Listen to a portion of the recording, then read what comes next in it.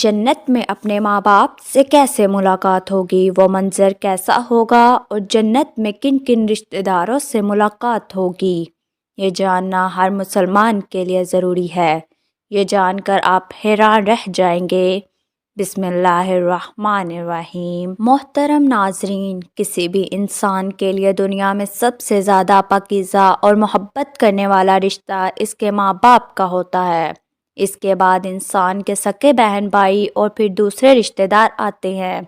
اس دنیا میں قائم یہ رشتہ کسی بھی انسان کے لیے اولین ترجیح ہوتے ہیں، جبکہ کچھ رشتہ دار تو ہماری زندگی کے لیے ایسے اہم اور لازم و مظنون بھی ہو جاتے ہیں کہ ان کے بغیر زندگی گزارنا ناممکن اور محال ہو جاتا ہے۔ محترم ناظرین، جنت ایک ایسی شاندار اور بے مثال جگہ ہے جو اللہ عز و جل نے ایمان والوں کے لیے بنائی ہے، اور اس میں ایسی نعمتیں رکھی ہیں جو نہ کسی آنکھ نے دیکھی، نہ کسی کان نے سنی، اور نہ ہی کسی کے دل میں اس کا خیال آیا۔ جنت کے بارے میں جو کچھ بیان کیا جاتا ہے وہ صرف سمجھانے کے لیے ہوتا ہے، ورنہ دنیا کی اعلیٰ ترین چیز کا بھی جنت کی کسی نعمت سے کوئی مقابلہ نہیں۔ لیکن اب سوال یہ ہے کہ جنت میں انسان کی نہ ختم ہونے والی زندگی میں بھی ہمارے لیے اہم اور پاکیزہ رشتے کیا ہمارے ساتھ ہوں گے؟ ناظرین، یہ سوال اکثر ہمارے ذہنوں میں آتا ہے۔ اس دنیا میں ہمارا سب سے عظیم رشتہ یعنی ہماری ماں کیا جنت میں بھی ہمارے ساتھ ہوگی؟ آئیے احادیث کی روشنی میں اس سوال کا جواب تلاش کرتے ہیں۔ حدیث میں ہے کہ جب کوئی روح علیین میں پہنچتی ہے تو وہاں پر موجود روحیں اس سے ملنے آتی ہیں اور دنیا میں اپنے رشتہ داروں کے بارے میں معلوم کرتی ہیں، اور اس طرح سے جب وہ انسان مرنے کے بعد علیین میں پہنچتا ہے تو اس کے رشتہ دار اس سے ایسے ملتے ہیں جیسے کسی دور دراز سے آنے والے مسافر سے ملاقات کی جاتی ہے، اور دونوں آپس میں مل کر بہت خوش ہوتے ہیں۔ ارشاد باری تعالیٰ ہے، اے میرے بندو، آج تم پر نہ کوئی خوف طاری ہوگا اور نہ تم غمگین ہوگے۔ میرے وہ بندے جو ہماری آیتوں پر ایمان لائے تھے اور فرما بردار رہے تھے، تم بھی اور تمہاری بیویاں بھی خوشی سے چمکتے چہروں کے ساتھ جنت میں داخل ہو جاؤ۔ ان کے آگے سونے کے پیالے اور گلاس گردش میں لائے جائیں گے، اور اس جنت میں ہر وہ چیز ہوگی جس کی دلوں کو خواہش ہوگی اور جس میں آنکھوں کو لذت حاصل ہوگی۔ ان سے کہا جائے گا کہ اس جنت میں تم ہمیشہ رہو گے۔ محترم ناظرین، ان آیات سے یہ بات ثابت ہوتی ہے کہ جنتی مردوں کی بیویاں بھی جنت میں ان کے ساتھ ہی ہوں گی اور ایک ساتھ ہی جنت میں رہیں گے۔ ہاں، جنت میں انہیں ہر وہ چیز مہیا کی جائے گی جس کی وہ خواہشیں کریں گے۔ حضرت ابو ہریرہ رضی اللہ عنہ سے روایت ہے کہ رسول کریم صلی اللہ علیہ وآلہ وسلم نے ارشاد فرمایا، جس وقت کوئی مومن بندہ مرنے کے قریب ہوتا ہے تو رحمت کے فرشتے سفید ریشمی کپڑا لے کر آتے ہیں اور روح سے کہتے ہیں کہ نکل جا، تو اللہ سے رضامند ہے اور اللہ تجھ سے رضامند ہے، اللہ تعالیٰ کی رحمت کی جانب، اس کے رزق کی جانب اور اپنے پروردگار کی جانب جو کہ غضبناک نہیں ہے۔ پھر وہ روح اس طرح معطل حالت میں نکل جاتی ہے جس طرح سے عمدہ خوشبودار مشک، اور فرشتے ہاتھ پر اسے اٹھاتے ہوئے آسمان کے دروازوں پر لے جاتے ہیں، تو آسمان والے فرشتے کہتے ہیں کیا عمدہ خوشبو ہے جو کہ زمین سے آئی ہے۔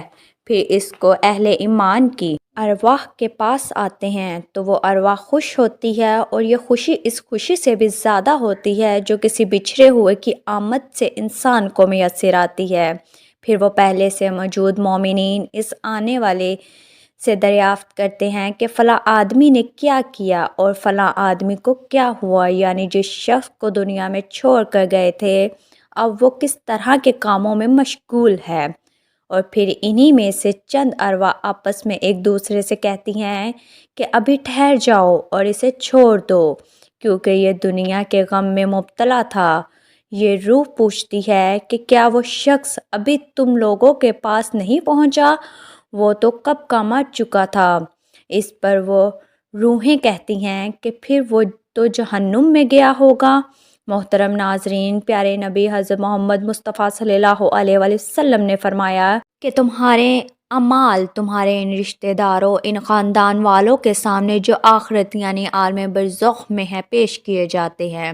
اگر نیک اعمال ہوں تو وہ خوش ہوتے ہیں اور کہتے ہیں کہ اللہ آپ کا فضل اور رحمت ہے، بس اپنی یہ رحمت اس پر پوری کیجیے اور اس کو موت دیجیے۔ اس طرح ان گناہ گار شخص کا عمل بھی پیش ہوتا ہے تو وہ کہتے ہیں اللہ اس کے دل میں نیکی ڈال دے جو تیری رضا اور قرب کا سبب ہو جائے۔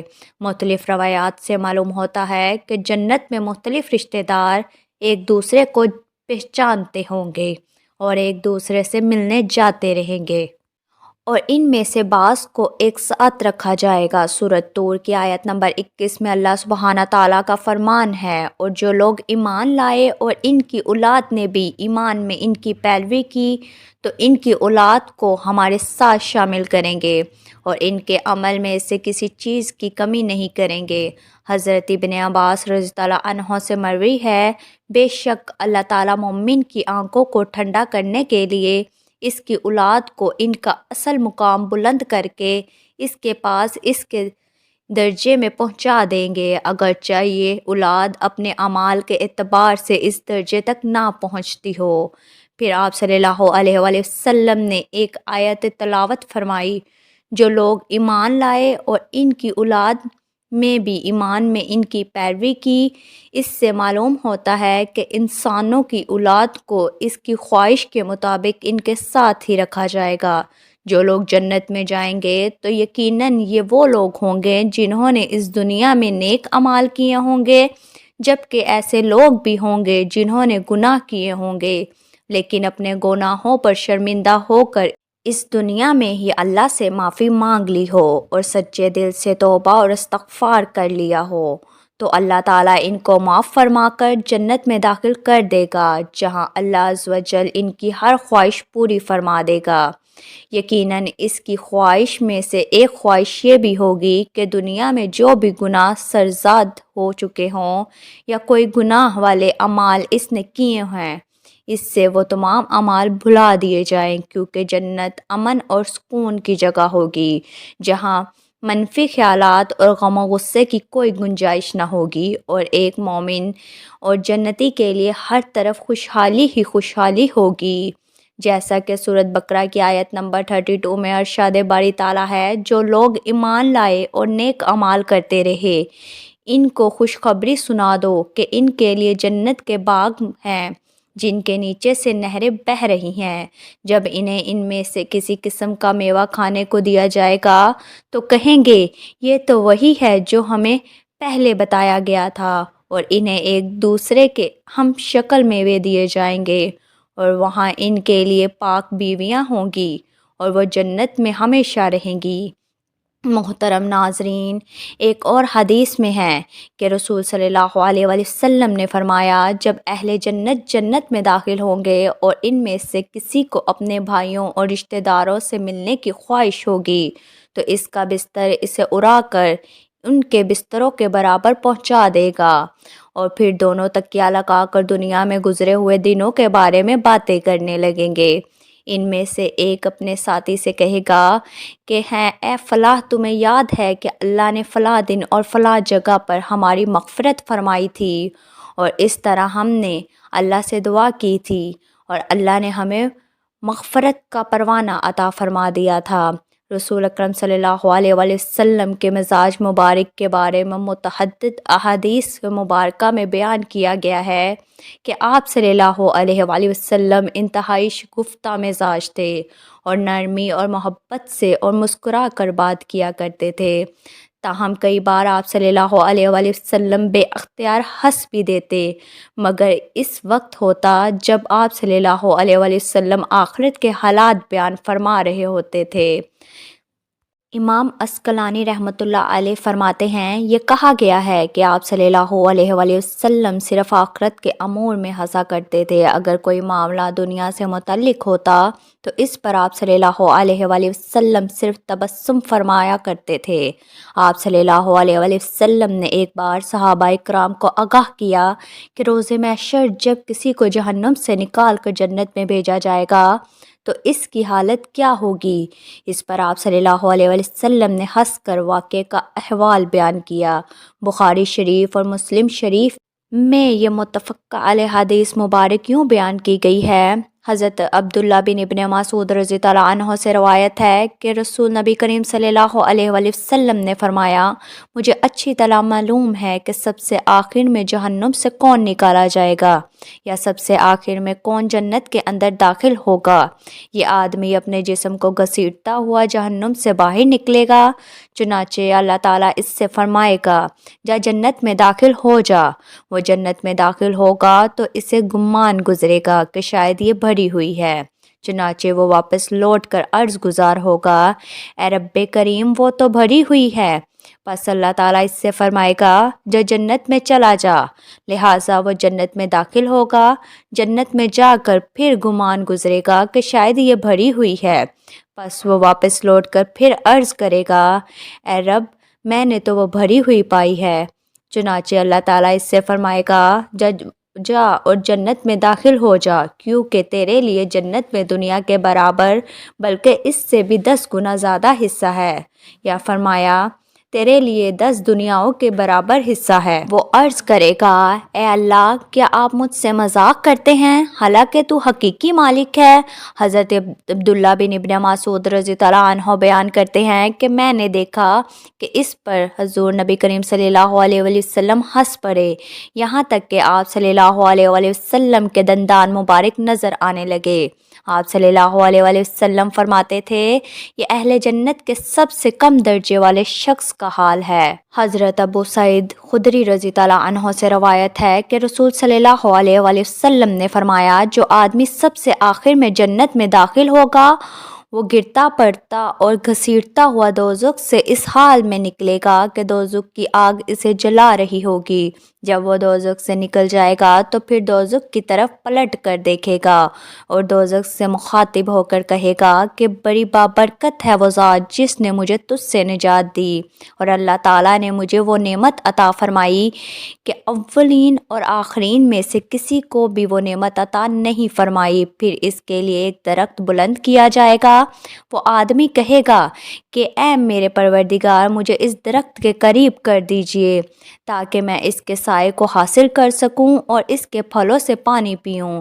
اللہ تعالیٰ فرمائیں گے، اے ابن آدم اگر میں تجھے یہ دے دوں تو پھر اس کے علاوہ اور کچھ تو نہیں مانگے گا؟ عرض کرے گا کہ نہیں اے پروردگار۔ اللہ تعالیٰ اس سے اس کے علاوہ اور نہ مانگنے کا معاہدہ فرمائیں گے اور اللہ تعالیٰ اس کا عذر قبول فرمائیں گے، کیونکہ وہ جنت کی ایسی نعمتیں دیکھ چکا ہوگا کہ جس پر اسے صبر نہ ہوگا۔ اللہ تعالیٰ اسے اس درخت کے قریب کر دیں گے اور اس کے سائے میں آرام کرے گا اور اس کے پھلوں سے پانی پیاس بجھائے گا۔ پھر اس کے لیے ایک اور درخت حاضر کیا جائے گا جو پہلے درخت سے کئی خوبصورت ہوگا۔ وہ آدمی عرض کرے گا، اے میرے پروردگار مجھے اس درخت کے قریب فرما دیجئے تاکہ میں اس کا سایہ حاصل کر سکوں اور اس کا پانی پیوں، اور اس کے بعد اور کوئی سوال نہیں کروں گا۔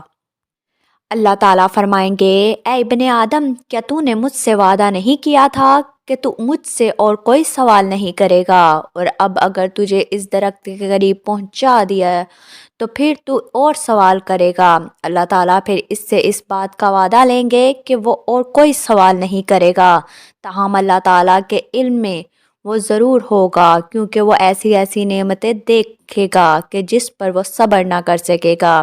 پھر اللہ تعالیٰ اس کو درخت کے قریب کر دیں گے اور وہ اس کے سائے میں آرام کرے گا اور اس کا پانی پیے گا۔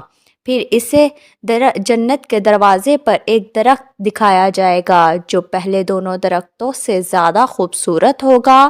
وہ آدمی کہے گا، اے میرے رب، مجھے اس درخت کے قریب فرما دیجئے تاکہ میں اس کے سائے میں آرام کروں اور پھر اس کا پانی پیوں اور اس کے علاوہ اور کوئی سوال نہیں کروں گا۔ پھر اللہ تعالیٰ اس آدمی سے فرمائیں گے، اے ابن آدم، کیا تو نے مجھ سے وعدہ نہیں کیا تھا کہ تو اس کے بعد اور کوئی سوال نہیں کرے گا؟ وہ عرض کرے گا، ہاں اے میرے پروردگار، اب میں اس کے بعد اس کے علاوہ اور کوئی سوال نہیں کروں گا۔ اللہ تعالیٰ اسے معذور سمجھیں گے کیونکہ وہ جنت کی ایسی ایسی نعمتیں دیکھے گا جس پر وہ صبر نہیں کر سکے گا۔ پھر اللہ تعالیٰ اسے اس درخت کے قریب کر دیں گے۔ جب وہ اس درخت کے قریب پہنچے گا تو جنت والوں کی آوازیں سنے گا، تو وہ پھر عرض کرے گا، اے میرے رب، مجھے اس میں داخل کر دے۔ تو اللہ تعالیٰ فرمائیں گے، اے ابن آدم، تیرے سوال کو کون سی چیز روک سکتی ہے؟ تو اس پر راضی ہے کہ تجھے دنیا اور دنیا کے برابر دے دیا جائے؟ وہ کہے گا، اے رب العالمین، تو مجھ سے مذاق کرتا ہے؟ یہ احادیث بیان کر کے حضرت عبداللہ رضی اللہ عنہ ہنس پڑے اور لوگوں سے فرمایا کہ تم مجھ سے کیوں نہیں پوچھتے کہ میں کیوں ہنسا؟ لوگوں نے کہا کہ آپ کس وجہ سے ہنسے؟ فرمایا رسول صلی اللہ علیہ وسلم اسی طرح ہنسے تھے۔ فرمایا اللہ رب العالمین کے ہنسنے کی وجہ سے جب وہ آدمی کہے گا کہ آپ رب العالمین ہونے کے باوجود مجھ سے مذاق فرما رہے ہیں، تو اللہ فرمائیں گے کہ میں تجھ سے مذاق نہیں کرتا مگر جو چاہوں کرنے پر قادر ہوں۔ ناظرین، یہ تھی ہماری آج کی ویڈیو۔ امید کرتی ہوں کہ آپ کو ضرور پسند آئی ہوگی۔ ویڈیو پسند آئی ہے تو چینل کو ابھی سبسکرائب کر لیں۔ اللہ عز و جل سے دعا ہے کہ ہمیں بھی اس دنیا کی آزمائش میں کامیاب و کامران فرما کہ جنت میں داخل فرمائیں، آمین۔ ناظرین، کمنٹ باکس میں اللہ تعالیٰ کے ناموں میں سے ایک نام ضرور ٹائپ کریں۔ اللہ تعالیٰ ہم سب کا حامی و ناصر ہو، آمین۔ السلام علیکم ورحمۃ اللہ وبرکاتہ۔